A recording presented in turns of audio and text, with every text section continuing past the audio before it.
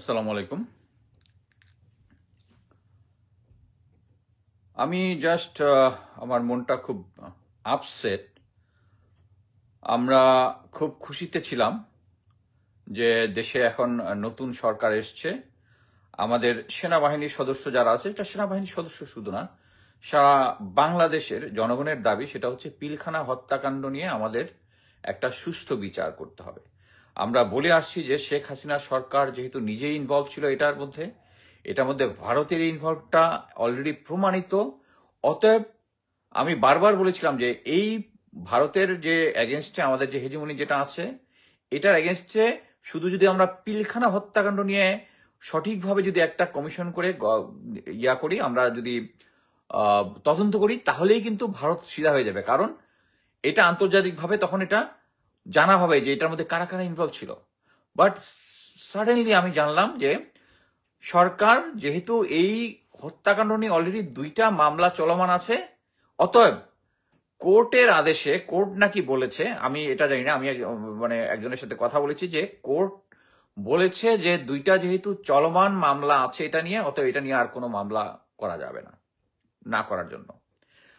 But আমার কথা হচ্ছে, তাহলে আমরা আমার যদি মনে পড়ে যে এই সরকার গঠন করার পর অ্যাটলিস্ট 2 থেকে 3 বার স্বরাষ্ট্র মন্ত্রণালয় থেকে এবং আসিফ নজরুল বলেছে যে আমরা এই বিডিআর পিলখানা হত্যাকাণ্ড নিয়ে একটা কমিশন গঠন করব। তাহলে আজকে কেন এটা হচ্ছে? কেন আদালত এসে বলল যে 2টা মামলা যেহেতু আছে, তাহলে এটা প্রথম দিনই কেন আসিফ নজরুল ব্যাখ্যা দিতে পারলেন? উনি তো আইনমন্ত্রী, আইন উপদেষ্টা, দিতে পারলেন না যে এইটার কারণে দেওয়া যাবে না। এর মানে একটাই যে আউটসাইড প্রেশার কি? Indian pressure. Absolutely clear. এখানে কোনো রাগঢাকের কোনো কিছু নাই। বিক্রম মিশ্র, ওদের যে পররাষ্ট্র সচিব আসার পরেই আমরা দেখতেছি যে প্রেশারটা ক্রিয়েট করা হয়েছে। এই কারণেই এখন আর এটা নিয়ে সরকার নাকি এটা থেকে পিছিয়ে আসছে। এবং আওয়ামী লীগ সরকার যেভাবে আদালতকে ব্যবহার করেছে, যে আদালতের আদেশ অনুযায়ী এটা হয়েছে, সেম কিন্তু জনাব আসিফ নজরুল আপনাকে সেম টোটকা দিতেছেন আওয়ামী লীগের আমলে, যে আদালত যেহেতু বলেছে যে 2টা মামলা চলমান, অতএব আরেকটা কমিশন গঠন না করার জন্য। বুলশিট। সবচেয়ে আমি অবাক হয়েছি যে এই যে পিলখানা হত্যাকাণ্ড নিয়ে যে এটা নিয়ে যে আলোচনা এবং এটা নিয়ে যে কাজ করতে হবে, আমরা যারা রিটায়ার্ড অফিসার আছি, যারা ভিকটিম ফ্যামিলি আছে, স্পেশালি জেনারেল শাকিলের ছেলে রাকিন, এরা প্রত্যেকেই খুব তৎপর ছিল। সবচেয়ে অবাক কাণ্ড, এই ঘটনার এই ঘোষণা দেওয়ার আগের দিন আমি একজন অফিসারের সাথে কথা বলতেছিলাম যে একটু দেখো তো, ওদেরকে পুশ দিতে বলো যে এটা এখনো একটা কমিশন কেন গঠন করা হলো, এখন পর্যন্ত 2 থেকে 3 বার হচ্ছে। তো অফিসারটা বললো, স্যার আমি একটু খোঁজ নিয়ে জানাচ্ছি। হঠাৎ করে এরপরেই জাস্ট ঘন্টা 2-1 পরে দেখেছি করতে পারে। তারপর আমি আরেকটু খোঁজ নিলাম, আরেক অফিসার বলল যে 2জন অফিসারের ছেলে, ওয়ান ইজ রাকিন, জেনারেল শাকিলের ছেলে, এবং তারা নাকি এখন কনভিন্স যে আর কোনো মামলা করার দরকার নাই। তার মানে আপনারা বুঝতে পারতেছেন যে এই ছেলেগুলাকে কি পরিমাণ প্রেশার দেওয়া হয়েছে এবং এই ফ্যামিলিগুলাকে কিভাবে প্রেশার দেওয়া হয়েছে। তারা এখন মনে করতেছে যে আর কোনো মামলার করার দরকার নাই। এইটা আমি পোস্ট দেওয়ার পরে একজন আমাকে আমার ইয়ার মধ্যে একটা জনাব আসিফ নজরুলের 2021 সালের একটা স্ট্যাটাস দিল যে এই দিনই বাংলাদেশের পিলখানা হত্যাকাণ্ডের সূচনা হয়েছিল, যারা যারা আছে তাদের প্রতি ট্রিবিউট জানালেন উনি। তারপরে বললে যেদিন বাংলাদেশের সময় আসবে, আমি লাইনটা লিখে রাখছিলাম একদম, লিখেছে হচ্ছে একদিন যেদিন পিলখানা, আচ্ছা ওটা লিখি নাই, আমি এটার ইয়াতে দিয়ে দিব। সেটা হচ্ছে যেদিন বাংলাদেশ সেরকম সুযোগ হবে, এটার আবার পুনরায় বিচার হবে। তো 2021 সালে আপনি যে কথাটা বলেছিলেন, এটা তো এখন আর বিশ্বাস করেন না আপনি, তাই না? কারণ এখন তো আপনিই তো মেইন ম্যান। আমি কালকে উনি রয়ের এজেন্ট কিনা, ভারতের এজেন্ট কিনা, বা কারো পারপাস সার্ভ করতেছে কিনা, বা ইলিয়াস হোসেনের এটার মধ্যে কতটুকু আমি নিব কতটুকু নিব না, আমি এটা কালকে গিয়া করবো। কারণ এটা নিয়ে আমি অ্যাকচুয়ালি গত 1 সপ্তাহ আমি পার ডে ডাবল শিফট করেছি, প্রতিদিন করেছি, যার কারণে আমি এক্সস্টেড। সো আমি আজকে জাস্ট ইমার্জেন্সি সিচুয়েশন নিয়ে আসলাম। আপনি একটা জিনিস দেখেন যে 2021 সালে আসিফ নজরুল যদি স্ট্যাটাস দিয়ে এটার আবার বিচার হবে, এখন এসে বলতেছে এটা এখন আর হবে না, এবং সেম আওয়ামী লীগ যেভাবে করেছে। এখন আসি হচ্ছে আপনার আরেকটা নিউজ দেখেছেন যে বিক্রম মিশ্র গতকালকে সন্ধ্যা 7:30 থেকে 8:35 পর্যন্ত আমাদের, যদিও সংবাদ মাধ্যমে এটা বলেছে যে সেনাপ্রধানের সাথে কি সাক্ষাৎকার করেছে, এটা ইন্ডিয়ান মিডিয়াতে আসছে। সো আমি খোঁজ দিয়ে যেটা দেখলাম অ্যাকচুয়ালি হ্যাঁ এরকম একটা সাক্ষাৎকার হয়েছে, বাট অ্যাকচুয়ালি কেউ জানে না সাক্ষাৎকার কি। সাক্ষাৎকারে কি বিক্রম মিশ্র কি বলেছে, আমাদের সেনাপ্রধান কি বলেছে, nobody nose. That recalls another story. সেটা হচ্ছে এই ক্ষমতা নেওয়া মানে যখন এই 5ই আগস্টের পরের যা 7-8 দিন পর থেকে আমি নিউজ পাইতাম যে আর্মি থেকে কোন একটা ডিসিশন নেওয়ার পরে উনি ঘরের মধ্যে কিছুক্ষণ একলা থাকতো, তার স্টাফরা বাইরে চলে গেল, হাফ এন আওয়ার বা 1 ঘন্টা পরে উনি দেখলো যে ডিসিশন যেটা নেওয়া হয়েছিল ওটা উল্টাই দিছে।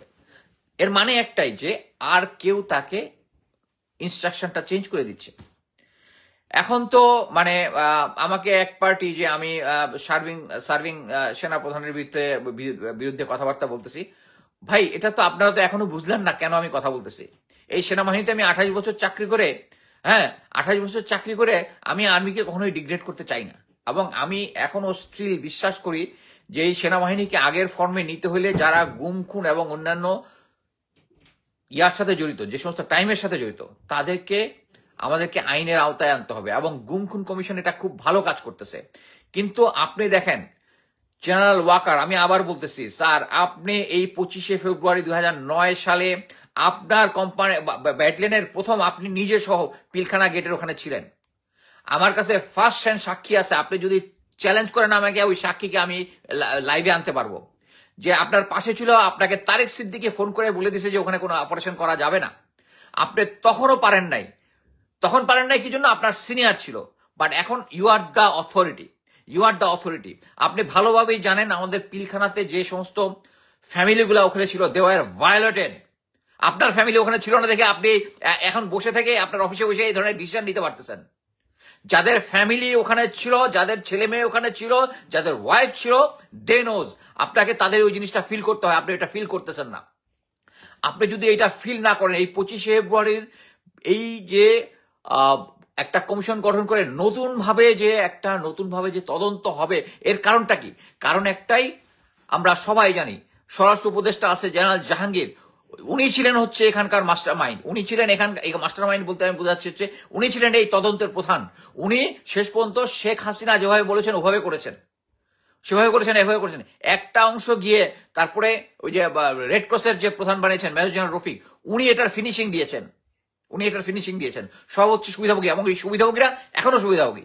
আমি আপনাকে একটা জিনিস বলি, আমার ক্লোজ একজন ফ্রেন্ড যার কাছে আমি জানি সে দেশে আছে, তার কাছে এই সমস্ত এভিডেন্স জানা আছে। ভারতের লোকজন ছিল, হিন্দি ভাষায় কথা বলতেছে, যে সমস্ত ওয়েপন ইউজ করছে, কিছু অস্ত্র পাওয়া গেছে, বাইনোকুলার পাওয়া গেছে, এগুলা বাংলাদেশ আর্মি বা বিজিবি ইয়া করে না। এগুলার সমস্ত এভিডেন্স দেওয়া ছিল জাহাঙ্গীর স্যারের কাছে, জাহাঙ্গীর স্যার ওগুলা গায়েব করে দিছে।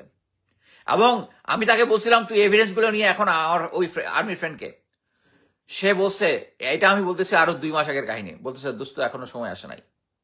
সো নাও আমি এখন বিশ্বাস করি যে অ্যাকচুয়ালি এখন পর্যন্ত সময় আসে নাই। কি জন্য?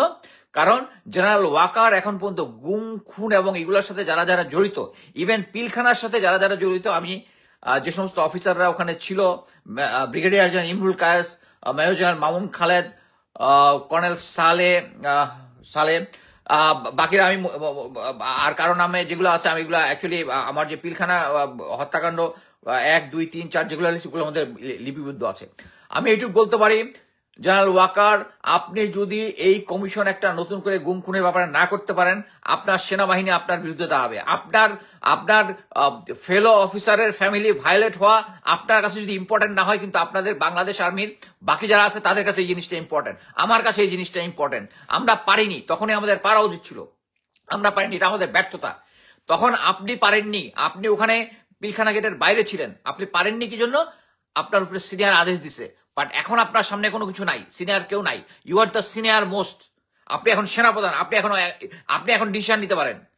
আইনের ব্যাখ্যা, 2টা মামলা হয়েছে তাই হওয়া যাবে না।